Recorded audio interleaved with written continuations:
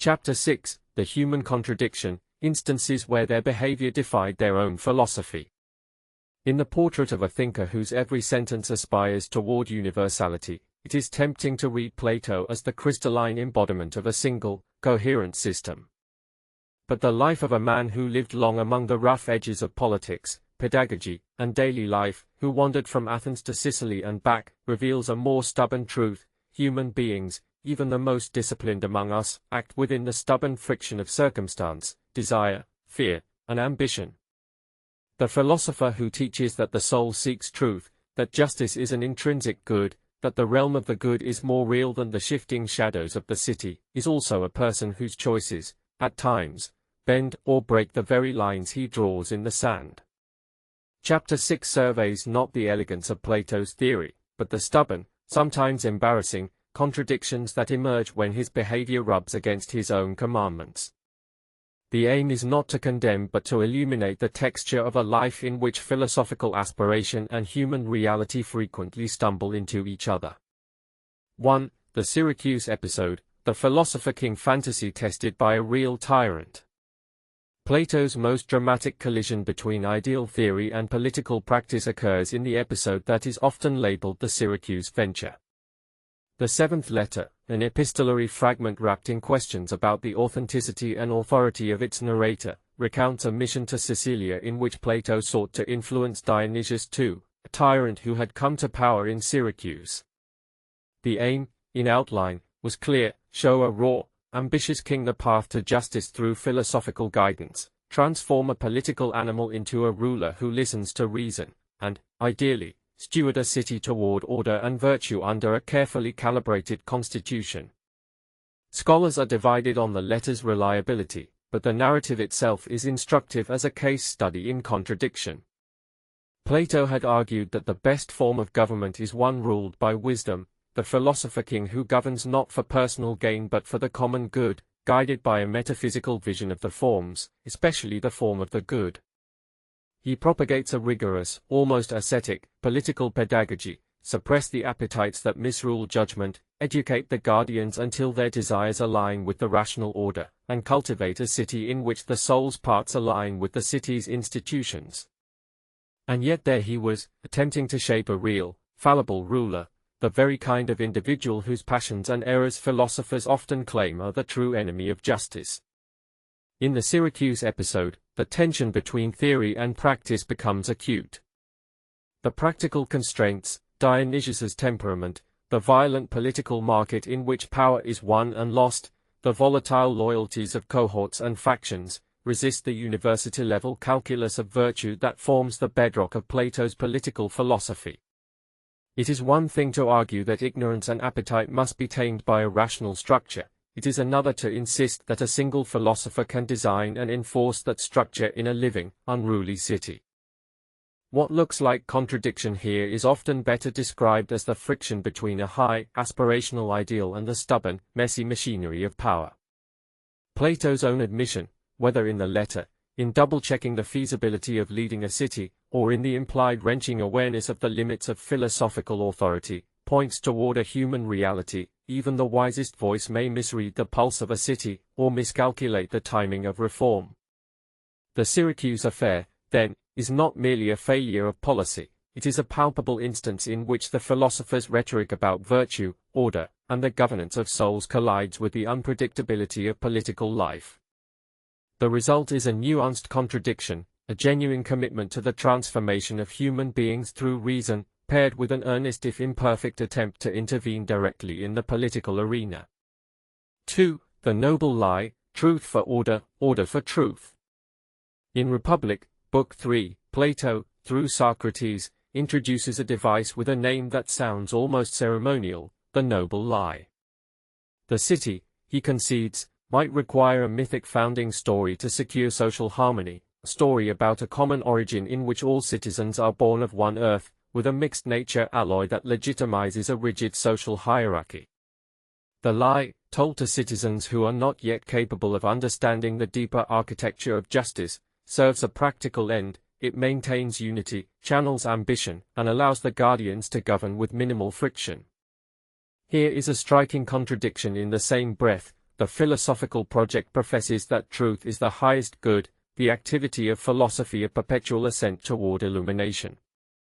Yet the city's health, its stability, its capacity to educate and protect the vulnerable, depends on a controlled untruth.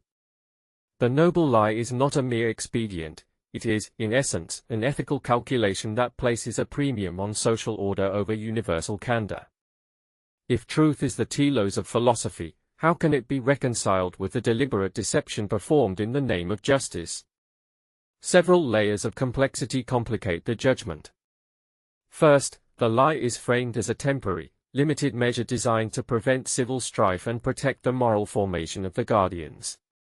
Second, the lie is a methodological reflection of Plato's belief that human beings cannot bear the full truth without misusing it at the outset of their moral education, scale and method matter. Third, modern readers, from Popper to critics of political paternalism, often see the noble lie as a dangerous admission that the philosopher is capable of deciding what others should believe, and that the path to virtue may be paved with manufactured consent. To place Plato on trial is not to condemn him for failing to maintain the strict corridor of truth at all times, but to recognize the extraordinary demand he placed on the political imagination, that it might be legitimate to place truth in a slightly shaded lamp if that lamp could illuminate a broader moral horizon. Yet the contradiction is stark. The same philosopher who asserts that the soul's virtue cannot be manufactured by coercion is proposing a legislative blueprint that normalizes deception as a principle of governance.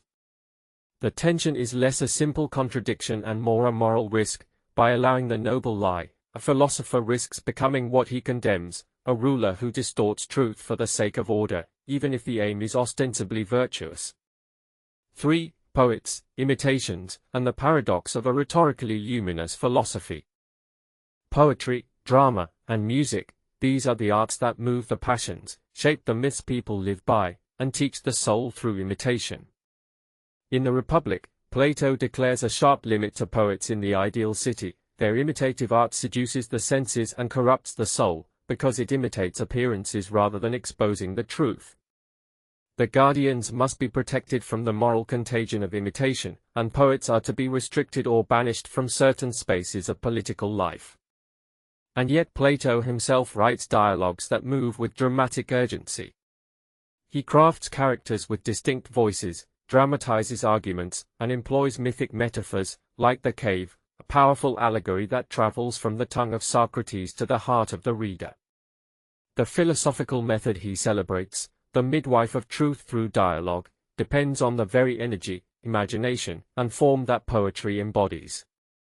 In short, Plato's career as a writer is inseparable from a craft that operates by rhetorical finesse, narrative tension, and imaginative reach.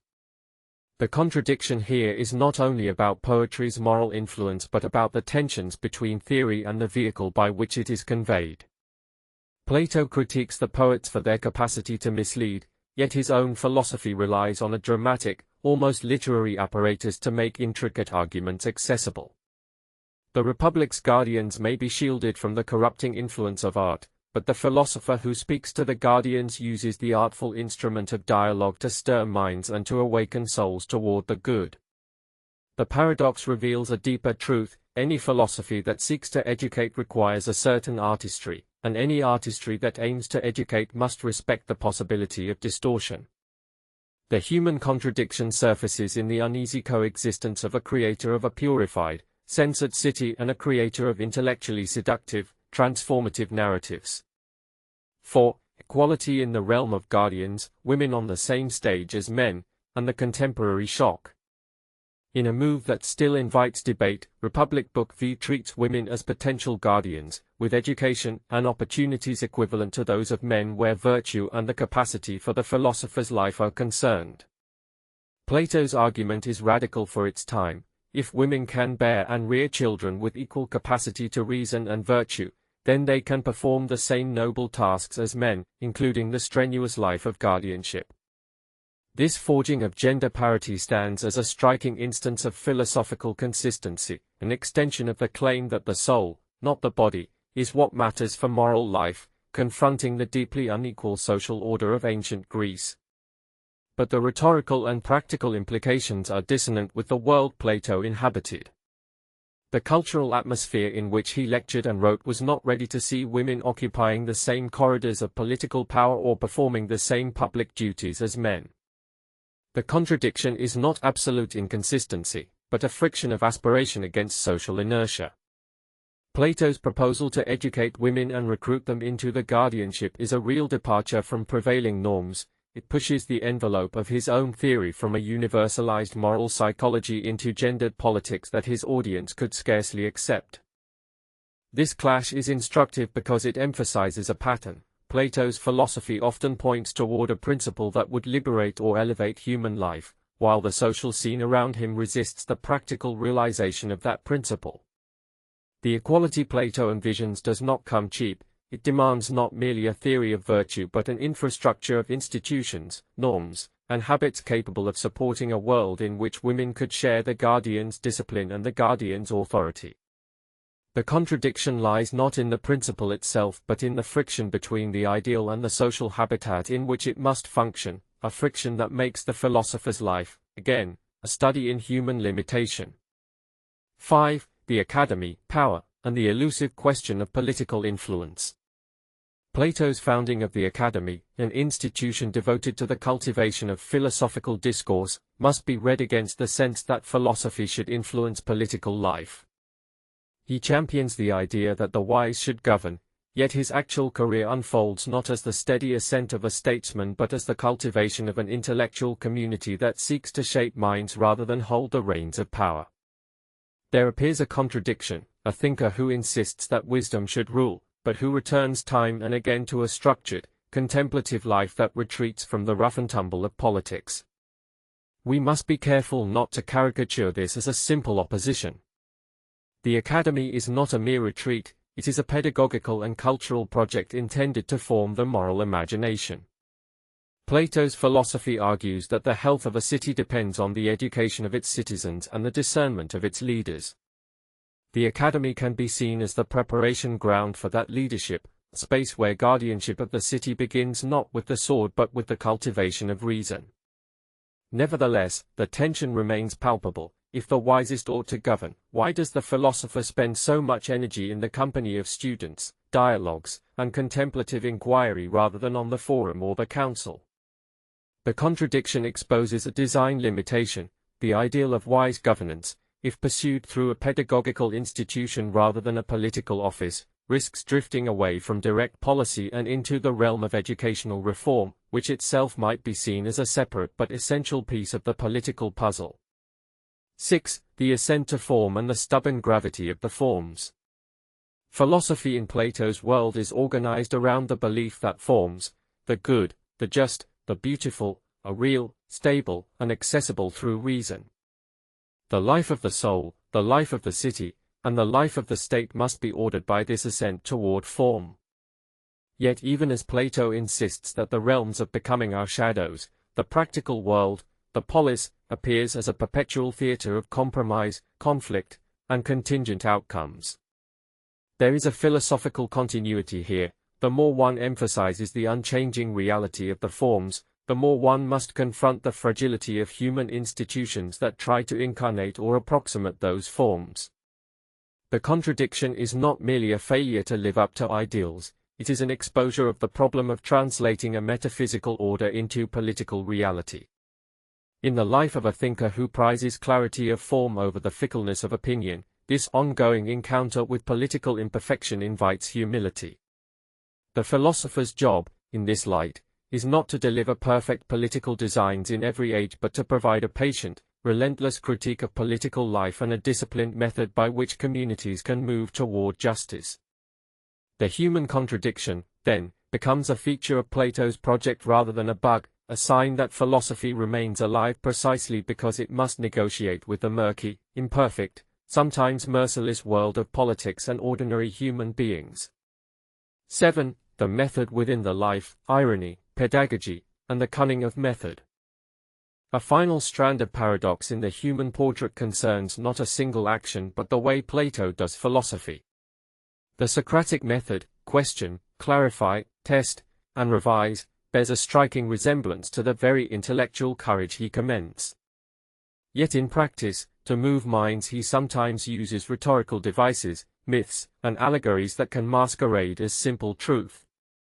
The cave allegory, like the noble lie, is a pedagogical instrument designed to prod the soul toward recognition of the good. It is imbued with a strategic impulse as well as a search for truth. The contradiction here is subtle and instructive. Plato's strategic use of narrative and myth is not simply a lie, in the immoral sense. It is a form of pedagogical exegesis designed to unlock thinking that would remain inert if presented as bare propositions. The danger lies in conflating the instrument with the aim. A tool that brings about insight may, in the eyes of critics, appear to betray the exactness that truth-seeking aspires to. Yet the complexity of this method reveals a humane philosopher who recognizes that the mind learns through touch, metaphor, and momentary illusion before it can grasp the abstract truth that lies beyond.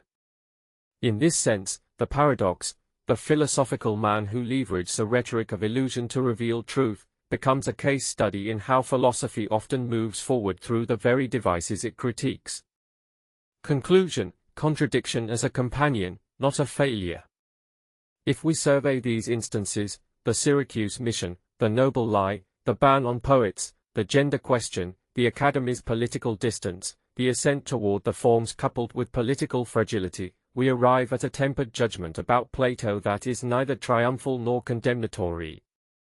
The human contradictions are not mere blemishes on the face of a flawless theory, they are the living tensions that illuminate what it means to think hard about justice, virtue, knowledge, and the good under real conditions.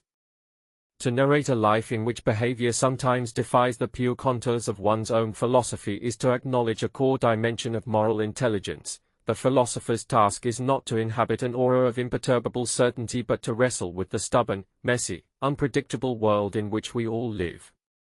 These contradictions, moreover, are not only negative. They reveal the generosity and depth of Plato's project, a willingness to imagine a future in which human beings can rise to a higher form of life, even if the path is contested, uncertain, and slow. They also reveal the humility that accompanies true philosophical ambition, the humility to admit that even the best ideas require navigation through force, fear, appetite, and the social habit. If the philosopher's life can sometimes seem out of step with his own proclamations, perhaps the more honest reading is to see that the distance between ideal and actual is not a failure of principle but the precise site where moral growth must happen. What, then, does this tell us about the portrait of Plato? The portrait becomes richer when it is not a static, flawless icon but a living document, a canvas in which lines of doctrine are touched by the hands of human circumstance. The contradictions do not erase the value of his insight, they illuminate the very humanity that gives his thought its force. A philosopher who can teach that truth shaped by justice must govern wisely, and yet who also stumbles when confronted with the political world's inertia, is a thinker who meets us in the place where theory encounters life. In that intersection, the human contradiction, we meet the most enduring challenge of philosophy, to imagine a better order while being honest about the stubborn truth that real beings do not yield their virtues to neat formulas overnight. In the end, the life of Plato, its ethics, politics, pedagogy, and poetry, remains a remarkable testament, a mind that strives for unity of truth and life even as life itself forces it into fractures. The contradictions are not accidents on the road to wisdom, they are the road. They remind us that philosophy, at its finest, is not a ceremony of perfect accord but a disciplined practice of grappling with what we are capable of knowing, and with what it costs to live by that knowledge in a world where human beings behave, inescapably, as human beings. If the portrait is to be true, it must include not just the gleam of a theory but the rough texture of choices made under pressure, choices that illuminate both the reach and the limits of a life devoted to the good. And in tracing those moments of human contradiction, we do not diminish Plato, we foreground the essential drama of thinking itself, to insist on the better life while nursing a stubborn, ever-present awareness of our own fallibility.